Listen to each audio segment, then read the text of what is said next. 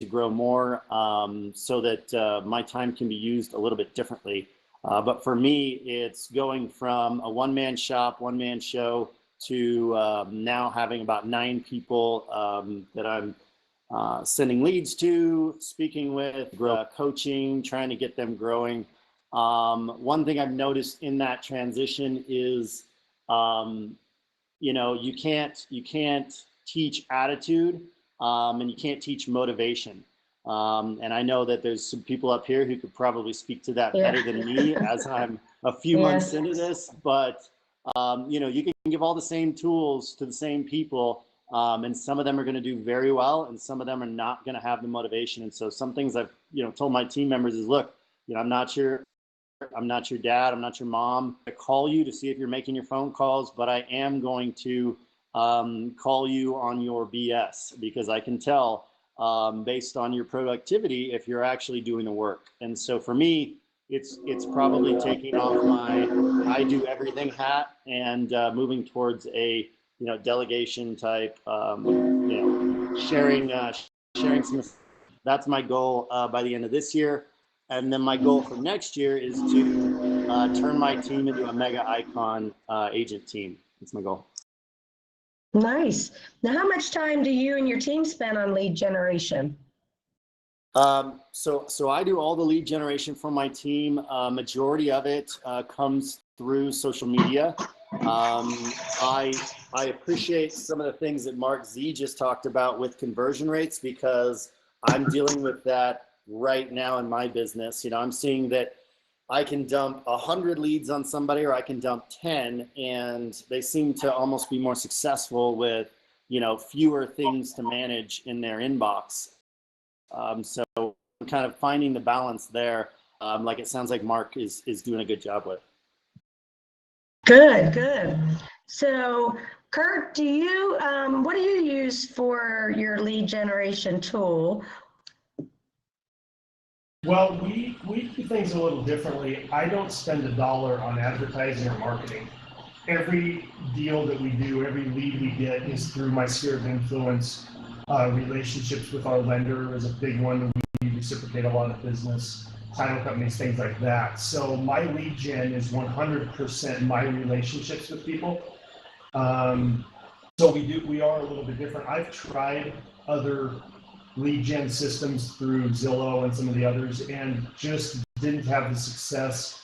The return on investment, the opportunity cost was too great for us to continue moving forward. And so, just with our sphere of influence, past clients and referral sources, we're generating, we'll close about 30 million in volume this year on probably 60 transactions. So for just 2 people, it keeps us plenty busy going that way. And to echo what Mark said, he's dead on with you. It's not the amount of leads you have, it's the quality of the lead and being able to convert them. And sometimes less is more. And that's one of our huge focuses too, is when we get a lead that's qualified, is we close them. And I don't want 30 leads, then we close 3. I want 5 leads, then we close 5. Because at the end of the day, that's what matters. So he was dead on with that for sure. That's awesome. So what are you going to do differently this year to improve your numbers than you did last year? Our main objective this year was to raise our average sales price. So the average price in Maricopa County is about $275,000. Last year, we ended at just over $400,000.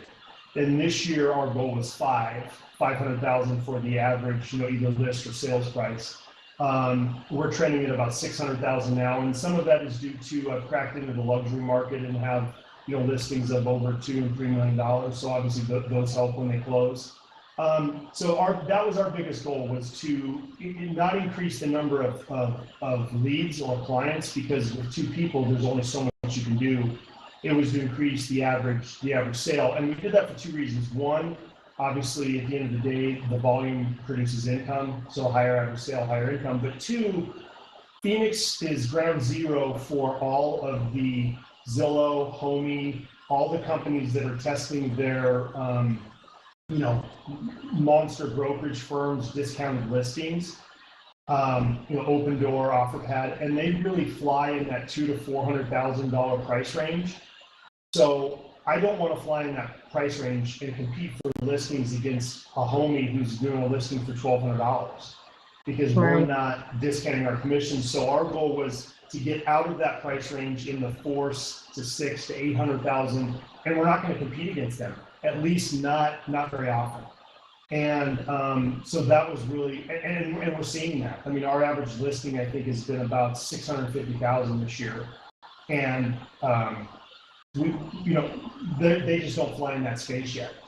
So it's been a benefit for us. So that's kind of what we're doing differently is focusing on a little bit higher end buyer and higher end listing. And it's worked well. I mean, it's worked well. We, in the first quarter, we'll close almost 9 million. So we're, well ahead of pace of last year, and with a lot of good things in the pipeline for, in that same price range. That's awesome. Good for you. So one of the things, since you are wanting to up your price point and you're succeeding and you market to your sphere, what are some of the things that you're doing to get you in that different price range? That's a great question. So the first thing is we work with 3 large investors that buy and flip homes, and we've moved them up to that price level because one, we're seeing those, as crazy as it sounds, the really nice remodels in the areas that we work in the 700 to 1.5 million range sell in days. They sell right away because there's such a lack of inventory. But if you're in the 300 to 600 range, there's a glut of inventory because every investor is trying to fly in that same space. So by us convincing our investors to move up in price, they're making more money and they're selling much quicker. So that's the first thing. That's been big, not only on the buy, but on the sell side. And then also our social media marketing that we do, we've tabbed it as affordable luxury. So to kind of go back to what Mark Z said earlier about, doing the things that you're good at and delegating the others, I hate social media. I don't like Facebook. I mean, I don't even use it myself hardly at all. And so I pay someone to do it because I want to focus on other things. And that person has been phenomenal for us just on the, the daily posts and stuff, affordable luxury. And I've had a lot of clients, reach out, talking about what is affordable luxury, and that started a conversation about, and so that's been able to kind of help uptick that price point a little bit too. So we still get listings and buyers in the 200 to 400 range, of course, but at the end of the day, we just want to average that higher price point. So, and then obviously getting into the luxury market has been huge too. I mean, when we have a current listing at 4 million, we have another listing at 3 million. We've had several over 1.5 million that have closed. So when you get those, obviously, those people know people that have similar houses. And if you do a good job for them, they refer you, of course. So, those kind of just steamroll, and that really throws the average number up pretty quickly when you get those kind of sales. That's great, because that's something that I think we all try to strive for every year, is just to up your prices, your price point. So thank you. And Mark.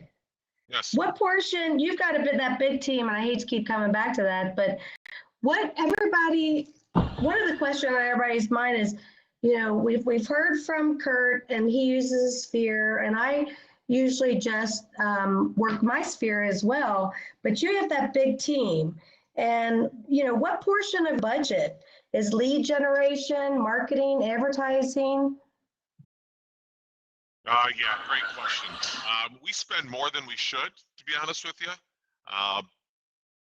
So I think when we look at it overall, we're probably about 30% of gross income, gross commissions, spent on marketing. I know that you should be around, I believe you should probably be under 10% is what they say. So we're on the high side, no doubt about it. And a lot of that has to do with the fact that I'm not personally involved in lead generation like I used to be.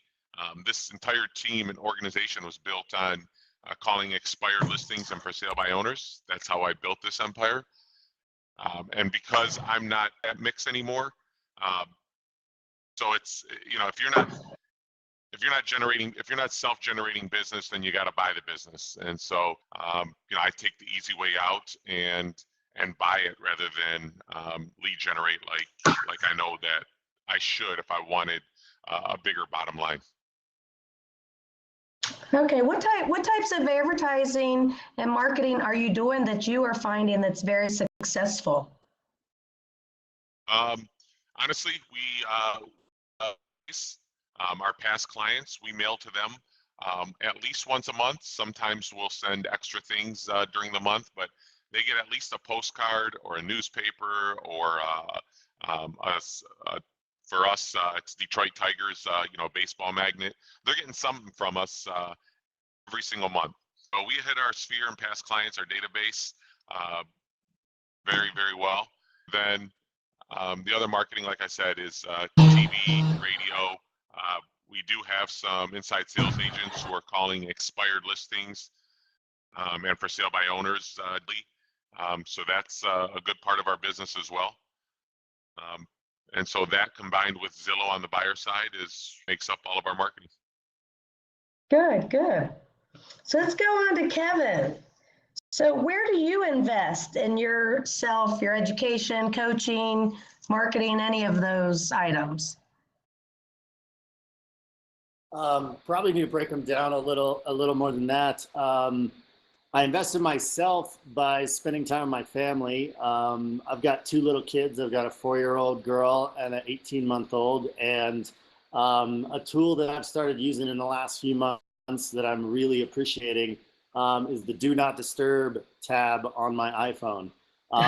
Learning when to connect and disconnect, you know, I think is really helping me with a mental game. As far as marketing goes, you know, the majority of my personal business is generated from my sphere of influence. You know, I'm 6 years into this business. I've now developed a pretty good referral network. My question back to the other icons up here is, what are you using for a database? Because I have 3 systems for past clients and they're all terrible. So I want to kind of know what they're using to reach back out to their sphere of influence other than social media. You know, I'm pretty, I've got a business partner I brought on end of last year who is a social media phenom, a guy named Gavin Malm with my team, and he has encouraged me to spend more time on social media. As me personally, I can't stand it, but I do know that is how most people stay connected and get connected these days. So marketing wise, a majority of my marketing dollars are directed through social media to lead generate, to push people back to my conversion websites where I'll disseminate those leads to other agents and you know, go from there. As far as sphere of influence, I'm just generally an easy guy to talk to and friendly. And there's a gentleman who's the Realtor of the Year here in New Mexico, which I'm pretty proud of, named Paul Wilson. And I got a knowledge bomb from him a couple days ago.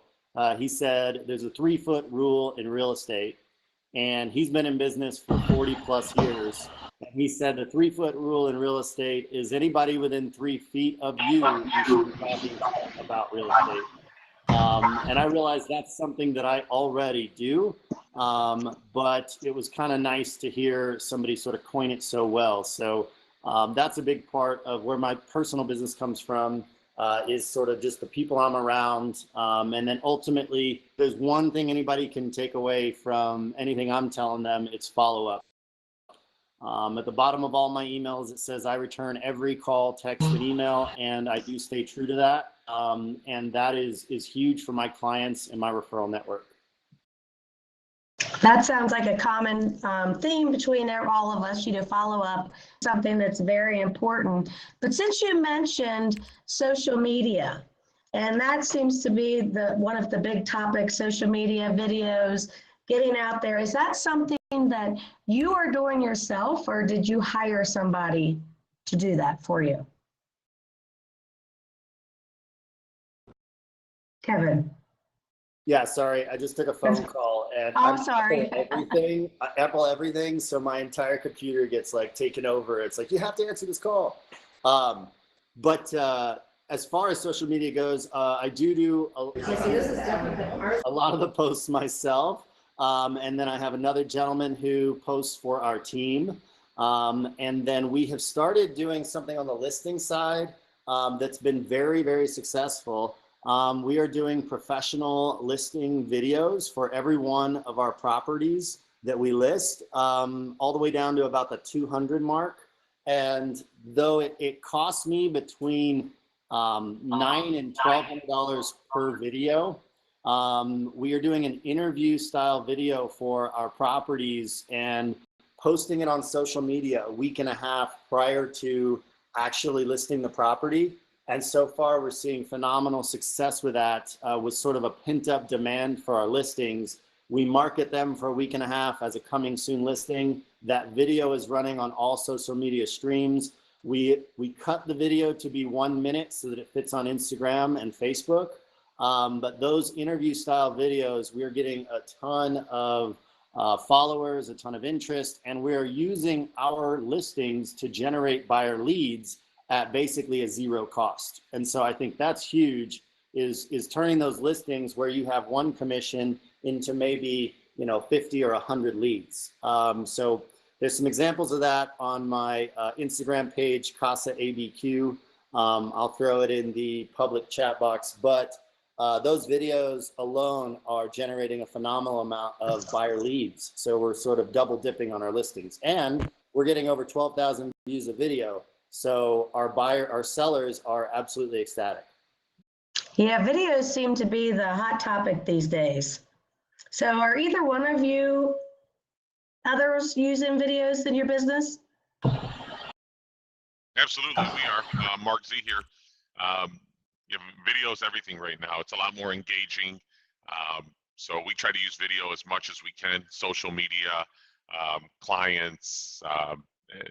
We're always trying to post more videos nonstop. Videos where it's all at right now. Good. What about you, Kurt? Yeah, we do two kinds of videos. We do listing videos similar to what Kevin does, where we walk through the house, video and kind of interview style, talking about the property and the features of the neighborhood. And then also once a month, I sit down with my social media gal and we shoot about 5 hours worth of informational video where we're talking about home buyer 101 or what you need to do to get ready to list your house, just whatever it is that people might find interesting. So we'll shoot about 5 hours worth and then she'll chop it up and use those as posts throughout the month. And the engagements, to echo what Mark and Kevin have said, the engagement has been astronomically better when you have a video and it's, I hate to say interactive, but at some level interactive. It's been much better, and have gotten quite a few people that have reached out, asked questions, and that's what you're looking for. You're looking for the engagement from the consumer, because that potentially obviously starts a conversation about, are you looking to buy or sell? And then that leads you down the road of obviously an opportunity with the client. So the videos would be great. Yeah, that seems to be such a big buzzword these days. So let's go on to Mark Z. You've got that big team again. You've got people that you've grown. How are you tracking your business with your team? Yeah, great question. I'm pretty analytical, so I actually have fun watching all the numbers each day, each week, each month. But we track everything through a system called HubSpot. HubSpot is owned by Salesforce. We used to have Salesforce, and then we slowly migrated over to HubSpot. And we track every possible metric you could ever imagine in our business. That's the only way we know when to make changes, what changes we need to make, what status leads are in, what we're closing for the month, projections, what we have coming up. When you're spending nearly $100,000 a month in marketing, you got to watch the numbers, because you could take a beating real quick if the market turns, if you're not closing as many deals as you need to. You need to keep a real close eye on it when you're spending that kind of money. Yeah, that's true. Is HubSpot a CRM as well, or are you using Yeah, it's absolutely a CRM. It creates workflows, meaning if this happens, then this. If you, like, for example, if we change the status of a lead from active to pending, it automatically sends the file to the title company. It will automatically send a notice to the inspector to schedule an inspection with the client. So everything is, when you're doing 40, 50, 60 deals a month, you got to have automation in place. Because otherwise, you're going to have 3 times as many staff members as you need. Yeah, that's so true. Well, thank you. So let's go back to Kurt. Why did you get into selling real estate, and did you start full-time or part-time? I started full-time. I have my license in Arizona and in California. My background was I was a high-level sales rep in a different industry for years, and then I was national sales manager, managing $250 million business with about 60 sales reps. And I just decided that I wanted to be the captain of my own ship and work for myself.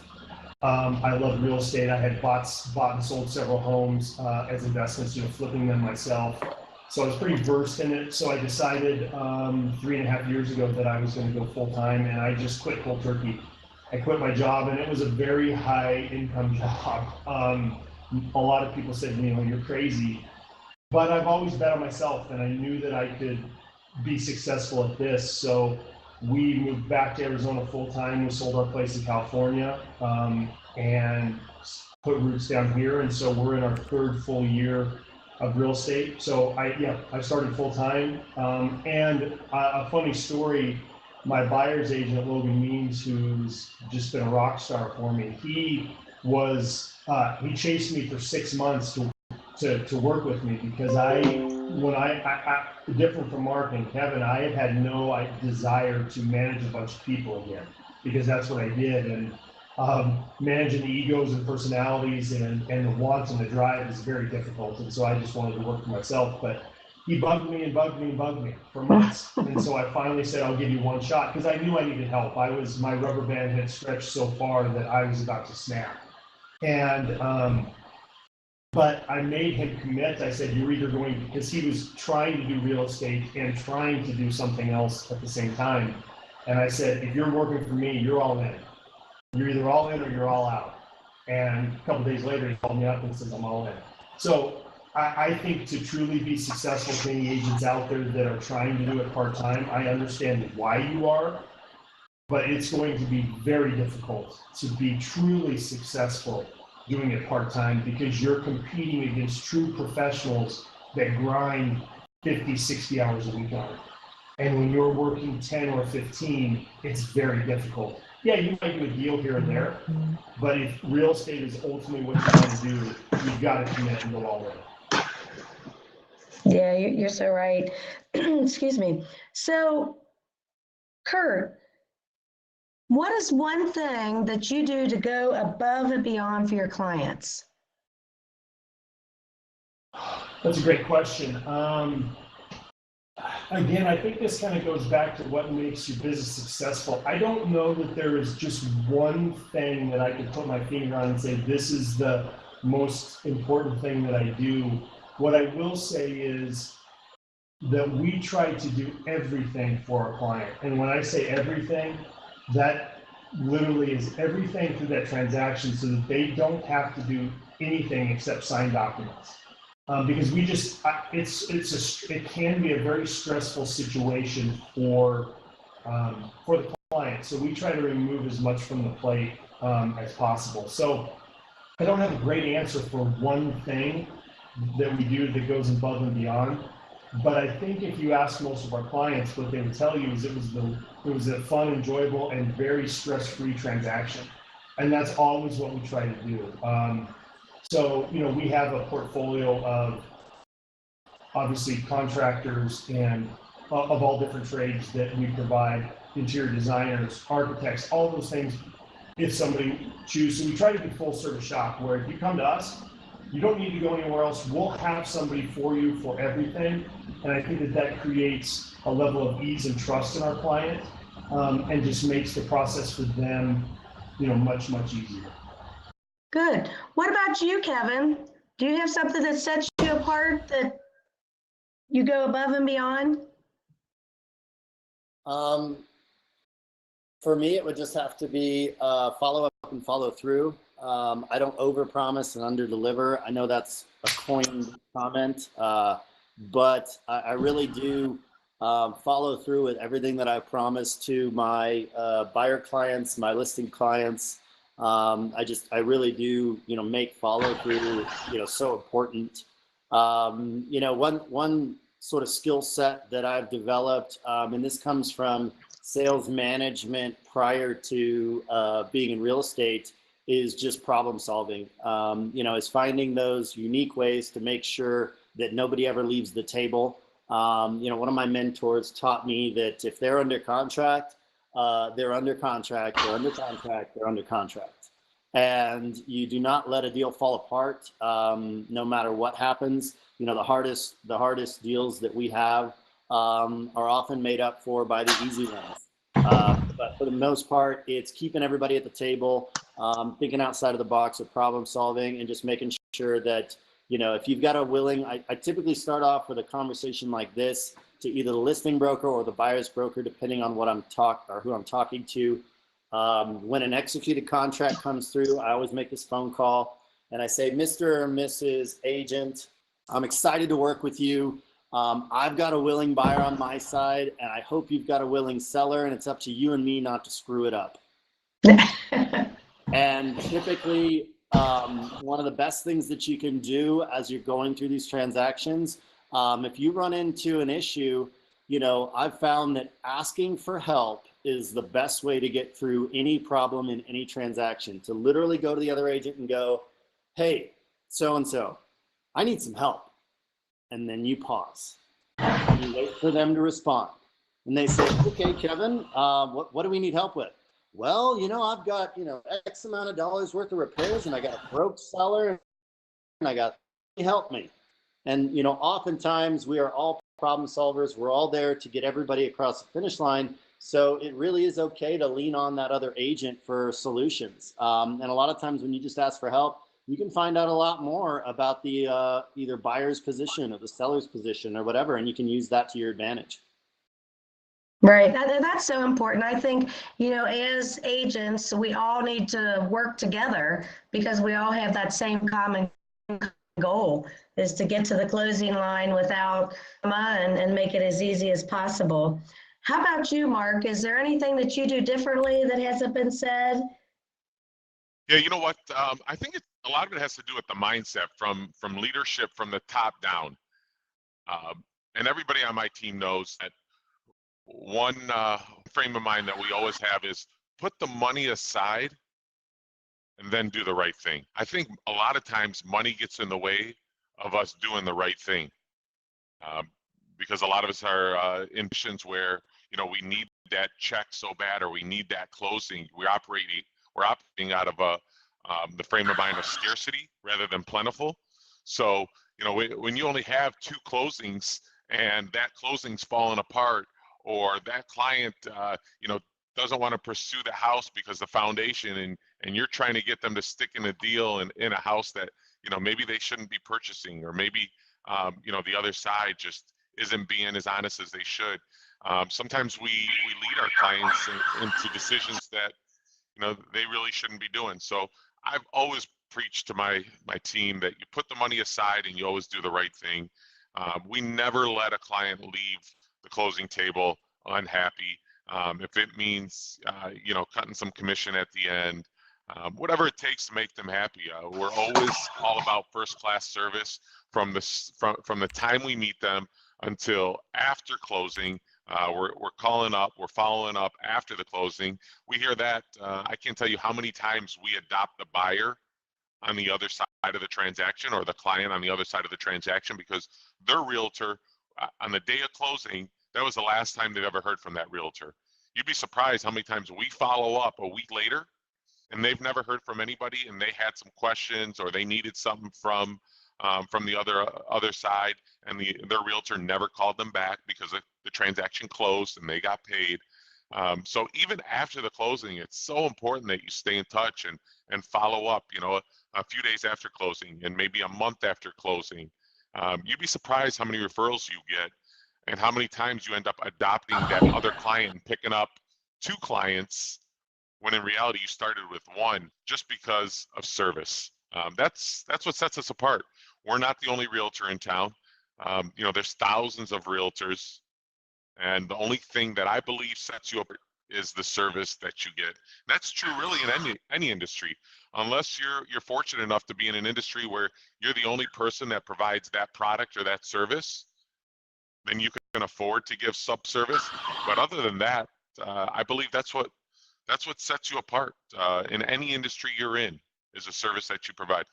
I agree, because we all remember what kind of service you got, and the follow-up is so important. Like you said, not just a day after closing, but a month, you know, 2 months, a year follow-up. That's how you're going to get those clients for life. So I think that what we're going to do is open up the floor to see if anybody has any questions for you 3. Don't have any questions you want to ask Kurt or Kevin or Mark?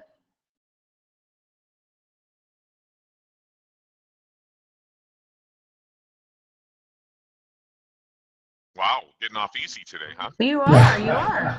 I think you guys did great up there, and I really appreciate everything that you've given us. Well, great. I have one more question, and the 3 of you, either one can answer this. Do any of you have any epic failures that changed the way that you do your business and set your business strategy that you like to discuss, or maybe not? I do, for sure. We, being a small team, to echo what Mark said, is to provide the level of service that all your clients deserve. We've actually at a few times have had to turn away business and refer it out because we just don't have the bandwidth to help somebody. Our philosophy is if we can't give you 110% attention, then we can't take you on as a client because we're cheating you. And an epic failure that I had was when I had started by myself and quickly ramped up to being much busier than I thought I would. I had way too many buyers and sellers on my plate, and had a client that I felt like I didn't cheat, but I couldn't provide the service that I could, and I lost that client. And that was a really tough one for me because it was the first time I'd ever experienced that. And it really taught me a valuable lesson in real estate, is that, you know,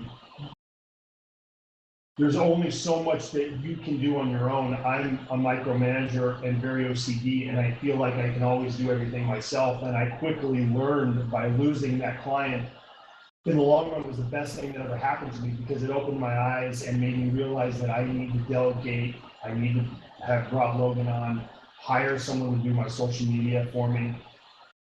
And ever since I did that, although I feel terrible for losing that client, I vowed it would never happen again, and it obviously hasn't. And our business has skyrocketed. So an epic failure, something that really crushed me personally, turned out to be probably the best thing that happened for the business. And we're definitely more successful now because of it. Well, thank you for sharing. Do either one of you have any? I've got one. Okay. So my biggest epic failure was once I started seeing success, was ultimately riding that roller coaster.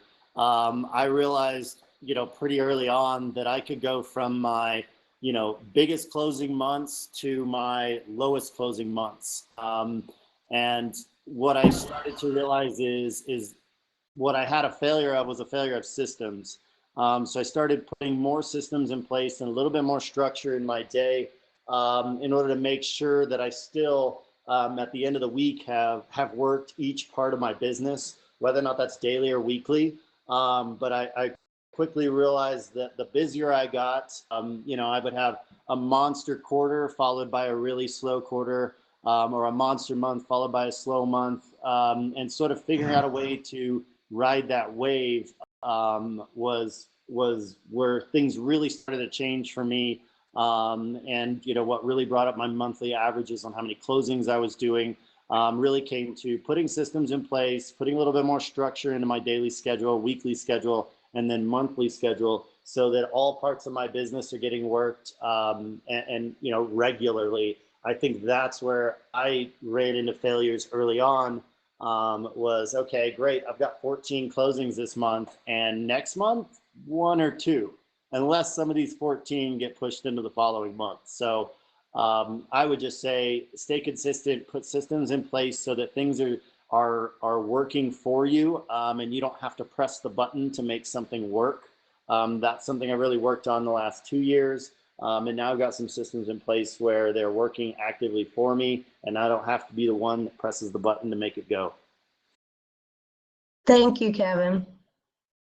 Hey guys, you were talking about working on your lead conversions this year. Can you bullet point some best practices and things that you're working on, please? I know for us, we implemented a new CRM system, Desk, and similar to HubSpot, it's very automated. Everything, you know, between drip campaigns and follow-up emails and all those things, we've gotten 2 deals from past clients directly from Desk, from automated emails that went out. They responded back, because when you have a database of several hundred clients, it's very tough to talk or text to each one of those all the time, and so those automated systems are key. So that's one. And then when we get a lead from a buyer or a referral from a sphere of influence, I mean, we have daily or bi-daily follow-up with them until we either get the listing or until we get that buyer in the car or whatever the case may be. We are relentless pit bulls when we get you know, into a lead. It's follow-up. I mean, you know, they've done studies on this, you know, 7 touches a lot of times before you get response or contact, and sometimes it's more, sometimes it's less, but we don't stop until we get an answer, yes or no. So I think, and then on the past leads, to echo what Mark said, it's following up a week, 30 days, 90 days, 180 days after it closes to make sure, hey, is there anything I can do for you? And it can just be a phone call talking about, is there something I can do to serve you? Not asking for a referral. That's going to come because you're talking to them, and obviously it comes up in conversation. But just offering your service. How can I serve you? How can I help you? And that goes so far because they don't expect it. They expect you've cashed a check, you're fading away into the ether, but we continue to follow up with them, and it's amazing how much business we get from that. So when that lead comes in, you just have to continuously follow up in a respectful way, of course, until they give you a yes or no. You have to. Because if you're not doing it, somebody else is. What modes of communication are you utilizing? All of them? I mean, obviously calling, or your texting, emailing, everything. Yeah. And are those automated at all? Like your texts and emails, are those automated, or are you just emailing and texting? The only automated we use is on our standard drip campaigns for a random sphere of influence or holiday or past clients. But when we have an active lead or a closed client that we communicate with, it really depends on what form of communication that client likes. Sometimes that client's a texter. Sometimes the client is an email person. Sometimes they want to talk on the phone. So you've got to be a problem solver and a detective and figure out what form of communication do I get the best response from them from, and then use that. When it's a new client, it's always phone call first, text message second, email third. And we continue with those until we get a response from one of those avenues, and then we engage it. So it's really all 3, unless you know that client's favored way of communication, because everybody's different. So you're kind of a detective trying to find out what that is. And then once you have it, that'll make it a little bit easier. Great. For me, Mark Z, it's a combination of two things. If you have a team, because less is more, meaning less leads. It's going to convert if you treat every lead like it's the last lead you're ever going to get. It's amazing what ends up happening to your conversion. I mean, the average I think is around 2 to 3%, which I just can't wrap my mind around how low that is. That means 2 or 3 leads out of 100. So that's what we're working on. Hey, Mark, what is your last name? What's my last name? Yeah. Zawada. Z-A-W-A-I-D like David, E-H. Wait. And do you have, how many personnel do you have? Office structure? Yeah, the team made up, believe it or not, because of all the automation that we have in place, we only have 3 admins. So we have an office admin that's kind of the manager. Then we have a listing coordinator who handles all the listings that come in, and then a closing coordinator. Then we also have VAs behind the scenes who handle a lot of the stuff that the automation doesn't handle. But most of it's all through automation. Thanks, that's amazing. I never got a chance to tell you all of my mistakes. Although we don't have an hour, I could seriously I could do a show for an hour on all of the mistakes that I've made, and it's still continuing to go on. So three big mistakes over my career that I think have always affected my growth. One is wrapping your mind around that morning schedule. There's nothing more important than that morning schedule. If that morning schedule goes as planned, it sets up the entire day, the entire week, the entire month, depending on how consistent you are with that morning schedule. What I mean by that morning schedule is, don't look at your emails. As soon as you get into your emails, your day is done. You're in reactive mode instead of producing mode. So that morning, there's nothing more important than taking that morning and having it be geared towards income producing activities, meaning prospecting, generating business. And I'm not saying you have to do it from 8 to 12. If you just did it for 2 hours a day, from 8 to 10, blocked everything else out, and then let whatever happens throughout your day, let it happen. But it's gonna wait, and it's gonna be there waiting for you. And if it's that catastrophic of an emergency, believe me, you're gonna find out about it. But just let that morning schedule happen from 8 to 10. Number 2, let the emotions go in the business.